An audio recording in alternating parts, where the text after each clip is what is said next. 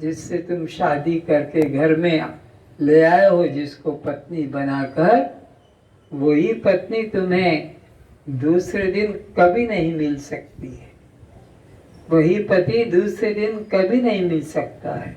वही पुत्र जो आज पैदा हुआ वो दूसरे दिन कभी नहीं मिला। क्यों? ये संसार का नियम है। क्या नियम है? संस्रति इति संसार, जो प्रतिक्षण खसक रहा है, प्रतिक्षण बदल रहा है। चाहिए वृक्ष, तुम्हें लगते है कि मेरे घर के सामने वृक्ष है कि मेरे छत पर पौधा है, हर क्षण बदल रहा है। वहाँ कहाँ वो वृक्ष कहाँ है? बदलते बदलते। वो बच्चा कहाँ है? वो पति कहाँ? सब बदल रहा है। लेकिन एक तत्व अंदर ऐसा है जो अपरिवर्तनशील है, जिसमें कभी कोई बदलाहट हुई नहीं, हो सकती नहीं, कोई कर भी सकता नहीं। और वही अचल, अडोल, अखंड आत्मा तुम हो। यह विकारी, षड्विकारी, नाशवान, परिवर्तनशील तुम नहीं, यह तुम नहीं, ऐसा निश्चय से जानो। तो क्या होगा? दुख भय खत्म। दुख भय किसकी वजह से हो रहे हैं? इसको मैं मानने से, क्योंकि इसको तुम कटते देखते हो, इसको मरते देखते हो, इसको जलते देखते हो, तुम इसके धर्म को अपना धर्म मानकर दुखी होते हो। तभी तो कहा पर धर्मो भयावह। इसके, ये पर है, इसके धर्म को हमने अपना मान लिया तो इसी की वजह से हमें दुख लग रहा है। अभी कितने लोग डर रहे हैं। कोरोना, ये नाम भी ठीक नहीं मालूम, तो कितने लोग डर रहे हैं। तो ये कोरोना किसको स्पर्श कर रहा है कि करेगा, कि मार रहा है कि मारेगा? जो तुम्हारा दृश्य है, जो तुम्हारा दृश्य है, दृश्य ने तुम देखने वाले हो, ये शरीर तुम्हारा दृश्य है कि दृष्टा है? तो ये बीमारी कोरोना दृश्य को छू रही है कि दृष्टा को? दृश्य को। तुम खामोखा मर रहे हो, खामोखा डर रहे हो, खामोखा भयभीत हो रहे हो। अरे तुम्हारे, ये तो मकान की बात है, तुम मकान में रहने वाले हो। ये शरीर तुम्हारा मकान है या तुम्हारा कपड़ा है। और भगवान ने तो कहा है कि वासांसी जीर्णानि यथो विहाय नवानि गृणाति नरो प्राणी तथा शयनानि जीर्णानि अन्यानि संयाति नवानि देहि। ये तुम्हारे रोज का अनुभव है। कहीं बाहर जाना है, किसी के घर जाना है, कोई फंक्शन में जाना है, तो कपड़े बदल कर जाते हो। वो कपड़े घर में छोड़ दिए, कपड़े पुराने हो गए फिर बदल दिए। तो जिसे कपड़े बदले जाते हैं, ऐसे तुम अनादि काल से अनंत अनंत ये देह वस्त्र बदलते आ रहे हो। इसी की तो 84 लाख ही संख्या बताई जाती है। ये 84 लाख संख्या किस चीज की है? ये जीवों की नहीं है, बदलने वाले कपड़ों की है। जीव तो एक ही है, जीव तो एक ही है। वही कभी, अरे तुम्हारे सिनेमा में ही देख लो, वही राम बन जाएगा, कभी वही लक्ष्मण या वही कृष्ण बन जाएगा, कभी वही रावण भी बन सकता है, हनुमान भी बन जाता है। कलाकार जैसे ये अपना अपना अभिनय के हिसाब से अपना नाम बदल लेते हैं, पर वो तो एक ही है।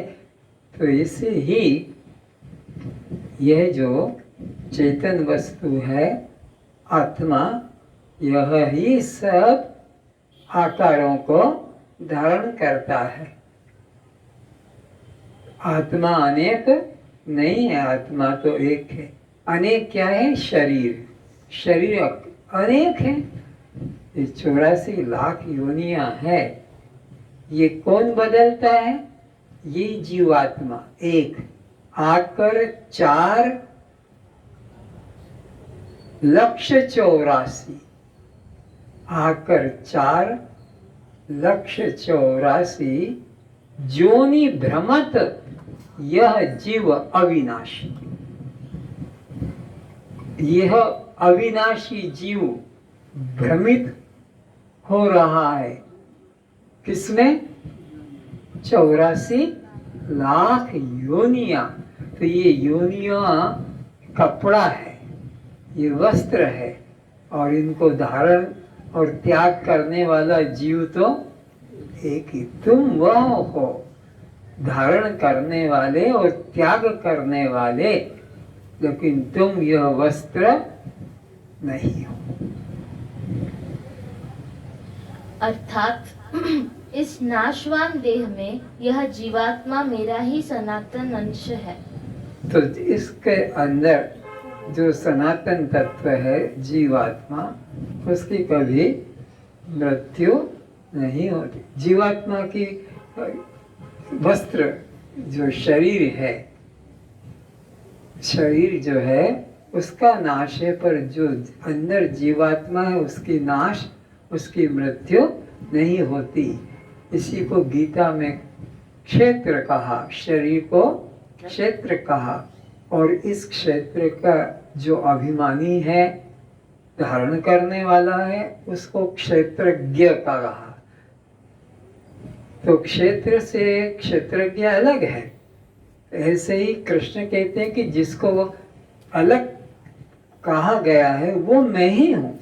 क्षेत्रज्ञम चापिमां विद्धि सर्व क्षेत्रेषु भारतः।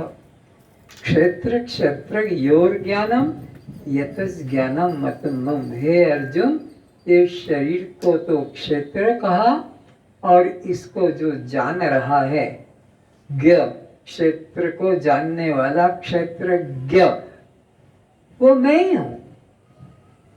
क्षेत्रज्ञम चापिमां विद्धि सर्व क्षेत्रेषु, सब शरीरों में मैं ही हूँ। और ये ज्ञान ही सचमुच में ज्ञान है, बाकी सब भटक रहे हैं और भटका रहे हैं। जड़ चेतन का अलग अलग ज्ञान होना ही असली सत्संग है। वही सच्चा ग्रंथ है जहाँ जड़ चेतन का विवेक कराया जाता है, आत्मा अनात्मा का विवेक कराया जाता है, दृष्टादृष्ट का ज्ञान कराया जाता है, शव शिव की पहचान कराई जाती। वही सत्संग है। बताने वाला ही सच्चा सद्गुरु है, और वही सच्चा ग्रंथ है, सदग्रंथ, सद्गुरु, सत्संग। कौन? जहाँ जीव ब्रह्म का अलग अलग स्पष्ट धर्म समझाया जाता है कि ये तो नाशवान है, और आत्मा जो अंदर है वो अविनाशी तत्व है, वही तुम्हारा रूप है। क्योंकि मैं नाशवान जड़ क्षेत्र से सर्वथा अतीत हूँ, और इस शरीर में मेरा ही चिदाभास अंश जीव जो कर्ता भुगता है, उस अविनाशी जीवात्मा से मैं उत्तम साक्षी समष्टि स्वरूप आत्मा हूँ। तो इसी शरीर में ही बोध करा रहे हैं। तैत्तिरीय उपनिषद में इसका वर्णन किया है, एक वृक्ष की उपमा देकर, कि एक वृक्ष पर 2 पक्षी रहते हैं, सदा साथ रहते हैं, कभी पृथक नहीं होते, कभी दूर नहीं होते। लेकिन एक निरंतर चल रहा है और एक अचल है। एक देखता है और एक केवल खाता है। ये 2 पक्षी देह वृक्ष पर दो पक्षी बैठे हैं और दोनों की दोस्ती बहुत गहरी है, कभी अलग होते नहीं, पर एक 84 लाख योनियों में भटकता है और एक अचल अडोल रहता है। और दोस्ती पक्की, कभी दूर होते नहीं, पृथक होते ही नहीं। ये बात है। तो यहाँ एक जो देखने वाला है इस देह में, सुख आया तो, दुख आया तो, मान मिला तो, अपमान मिला तो, सर्दी हुई तो, गर्मी हुई तो, रोग आया तो, चला गया तो, भोग मिले तो, भूखा रहा तो, जो जान रहा है केवल उसका काम, ग्रहण त्याग में उसका कोई संबंध नहीं, वो अचल आत्मा। और उसका ही जो प्रतिबिंब चिदाभास है, उसमें हलन चलन क्रियाएं हो रही है। तो वो मेरा असली रूप नहीं है। मेरा असली रूप है केवल साक्षी मात्र, दृष्टा मात्र, जानने वाला। जो जाना गया वो मेरा नहीं, वो दृश्य है। इसीलिए लोक व वेद में मैं पुरुषोत्तम नाम से प्रसिद्ध हूँ। तो मैं इस शरीर में 3 तत्व समझ लें। शरीर तो सबका जड़ है, जिंदा और मुर्दा एक जैसा है, पर इसमें एक है अक्षर, उसका नाश, नाम ही अक्षर, जिसका क्षरण नहीं, अक्षर, वो है जीवात्मा। लेकिन मैं इससे भी अलग हूं।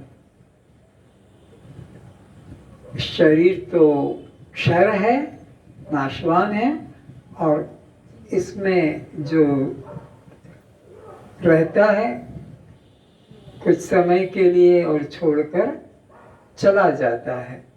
इसी को कहा कि 84 लाख योनियों में घूमता रहता, उसे अक्षर कहते हैं। लेकिन एक और इससे ऊपर है क्षर, क्षर से अक्षर, और वो क्षराक्षर अतीत, क्षर अक्षर से अतीत, उसी को शास्त्रों में पुरुषोत्तम नाम से कहा जाता है। पुरुषोत्तम वैसे ग्रामर दृष्टि से, व्याकरण दृष्टि से पुरुष 3 प्रकार के बताए जाते हैं। 3 प्रकार के कौन कौन से? एक है उत्तम पुरुष, और दूसरा जो सामने बैठा है, उत्तम पुरुष प्रथम, और जो सामने बैठा है द्वितीय, यह है मध्यम पुरुष। और ये दोनों मिलकर जिस तीसरे की बात कर रहे हैं, जो यहाँ उपस्थित दूर पर है, कुछ फासले पर है, तो उसको कहते हैं थर्ड पर्सन या अन्य पुरुष। तो अन्य पुरुष, मध्यम पुरुष और उत्तम पुरुष। परमात्मा पुरुषोत्तम इसीलिए कहा कि वो तीनों, दोनों से अलग है। न वो मध्यम पुरुष है, न वो अन्य पुरुष है, बल्कि वो उत्तम पुरुष है।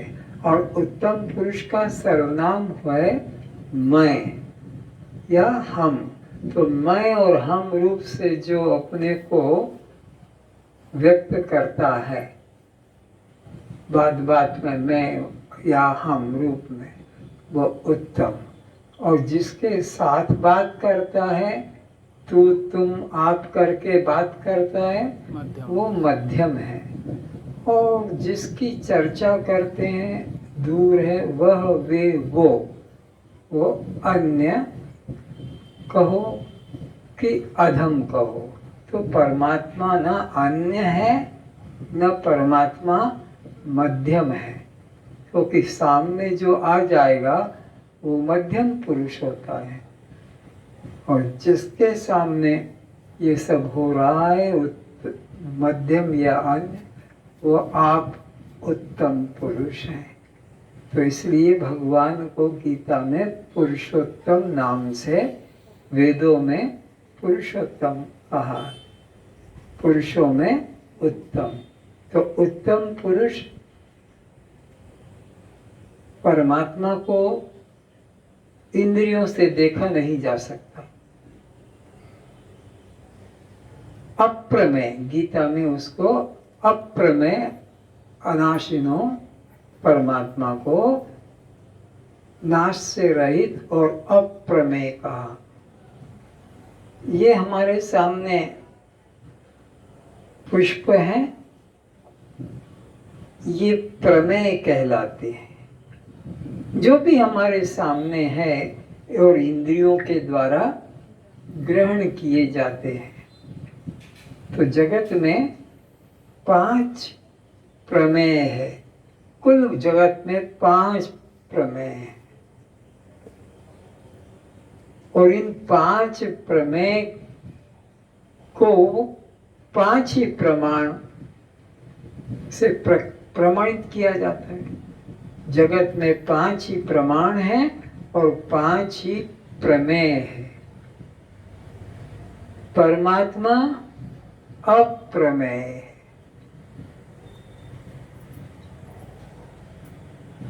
अब ये पुष्प को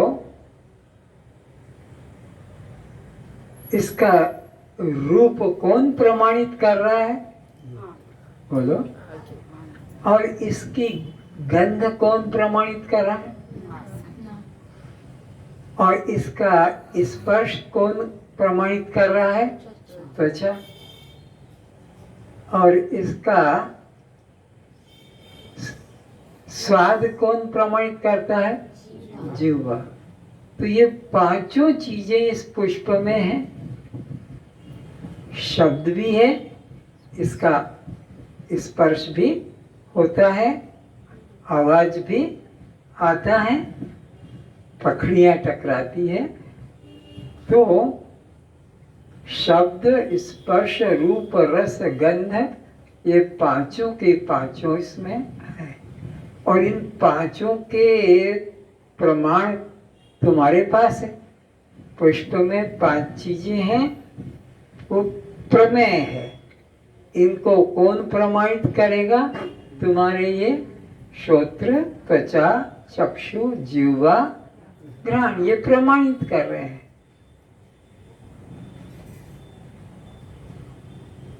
वो सफेद है, तुम कैसे कहते हो? अरे अपनी आंखों से देखा। वो मुलायम है, ये कैसे कहते हो? अरे हमने छू के देखा था। उसमें गंध है, तुमने कैसे कहा? अरे हमने सूंघ के देखा। तो हमारे पास क्या है? उसके प्रमाण है जो तुमने देखा, दृश्य। पर परमात्मा को ऐसा नहीं देख सकते हैं। परमात्मा ऐसा दृश्य नहीं कि हमने मुरली वाला देख लिया, कि धनुष वाला देख लिया, कि त्रिशूलधारी देख लिया, कि 4 भुजा। ये सब तुम्हारे मन की खेल है, ये बच्चों की बातें हैं। परमात्मा अप्रमेय है। ये पुष्प, ये जगत प्रमेय है।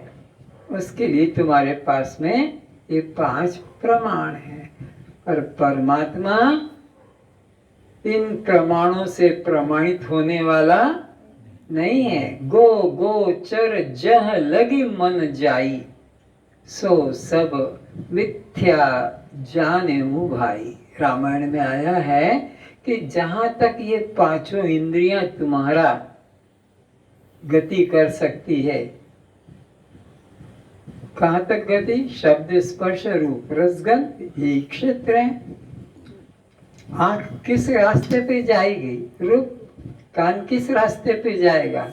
शब्द। नासिका किस रास्ते पे जाएगी? गंध। जिस जीवा, जीव। रस के रास्ते से जाएगी, त्वचा स्पर्श के रास्ते से जाएगी। परमात्मा न शब्द है, न स्पर्श है, न रूप है, न रस है, न गंध है, तो वहां इंद्रियों की गति नहीं। इंद्रियों की गति किधर है? इस संसार में, इस दृश्य में, इस क्षेत्र में। परमात्मा तो इससे पीछे इन सब का प्रकाशक है। तो कहने का अर्थ है कि परमात्मा अप्रमेय है। और हम कहते हैं कि है तो बताओ, नहीं परमात्मा है पर बताया नहीं जा सकता, हम नहीं मानते। फिर अज्ञानी कहेगा अगर है तो, हम कहते थे पुष्प है, ये चांद है, ये सूरज है, ये घोड़ा, ये हाथी, ये घड़ी, तो इसे बताओ अगर है तो। है पर उसको बताया नहीं जा सकता, तो फिर हम नहीं मानते हैं। मानना पड़ेगा। वेद कहता है सत्यम ज्ञानम अनंतम ब्रह्म। कैसे नहीं मानोगे? मानना पड़ेगा। अरे है तो फिर हमको बताओ। हाँ, वो ऐसी चीज है कि है भी और बताया नहीं जा सकता है। अच्छा, तो फिर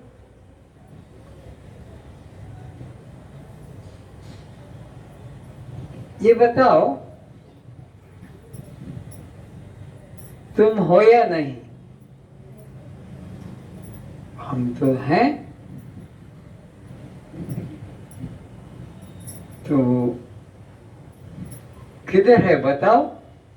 किधर? क्या सामने ही तो है, तो सामने छू के बताओ। ये तो हाथ है, तुम कहाँ हो?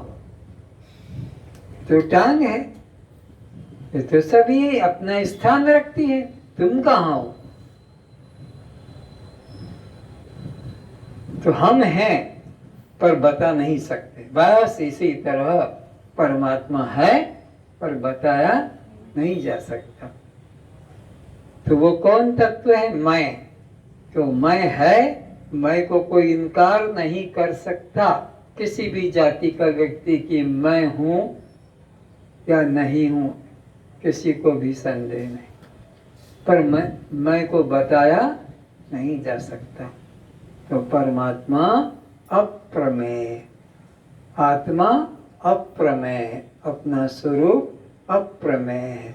और ये शरीर, दृश्य संसार, ये प्रमेय है। ये नाशवान, ये विकारी है, पर हम अविनाशी, अविकारी हैं।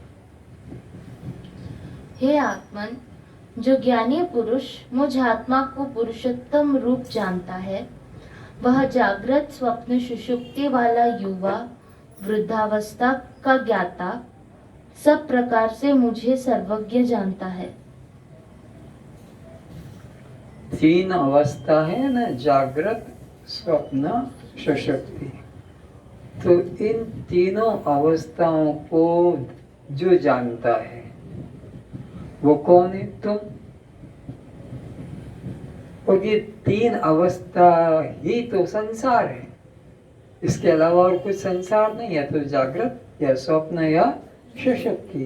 तो इन तीन अवस्थाओं को जो जानने वाला है वो सर्वज्ञ, वो परमात्मा, वो चेतन आत्मा तुम स्वयं हो।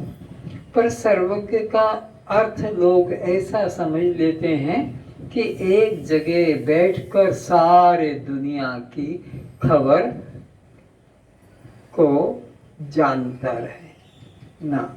ये सर्वज्ञ का अर्थ नहीं है। सर्वज्ञ का अर्थ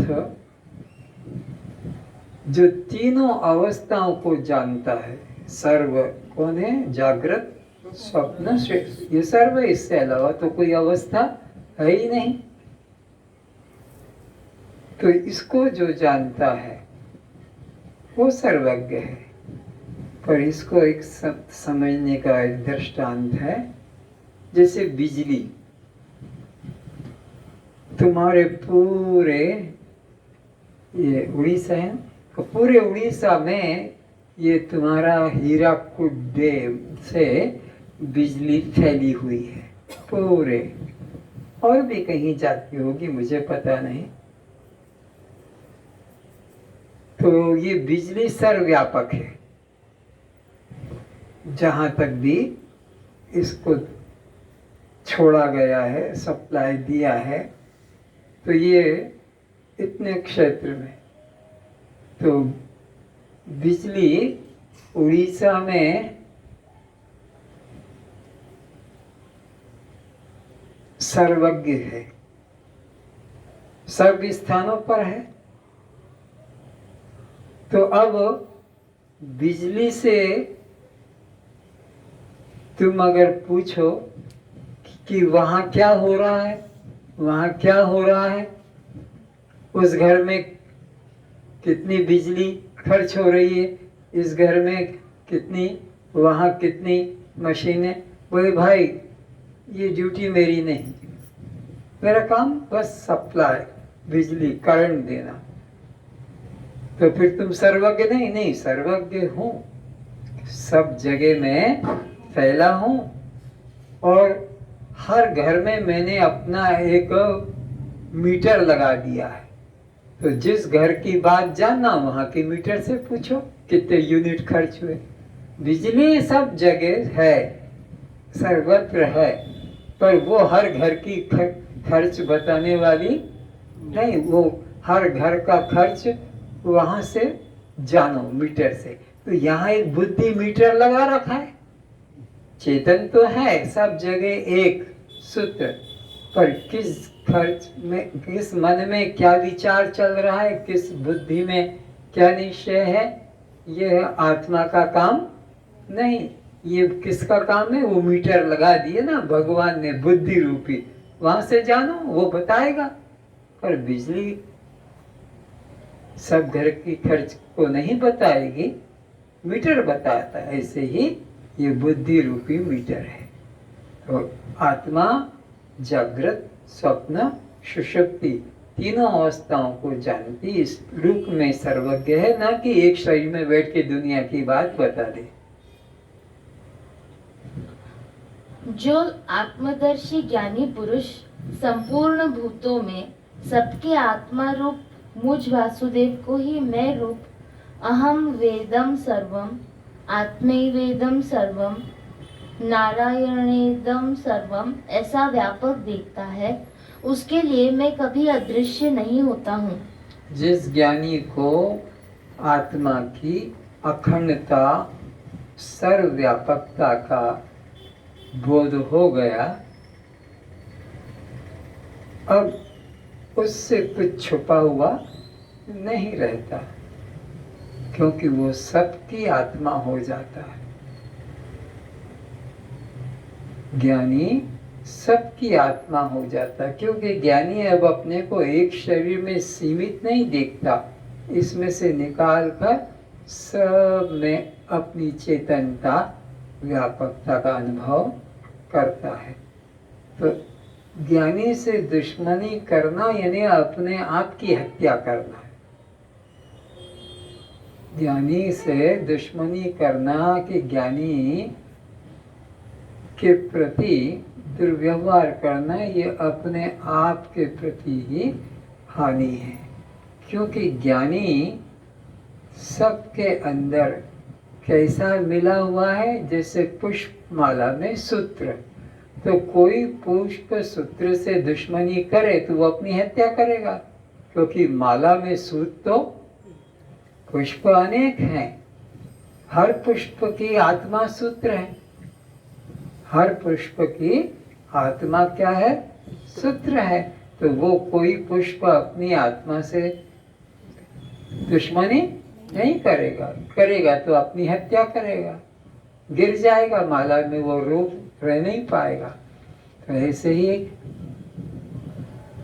अविनाशी तु तद्विद्धि येन सर्विदम ततम, यह आत्मा सूत्र ही अविनाशी है, जिसने सबको अपने में जकड़ पकड़ के रखा है।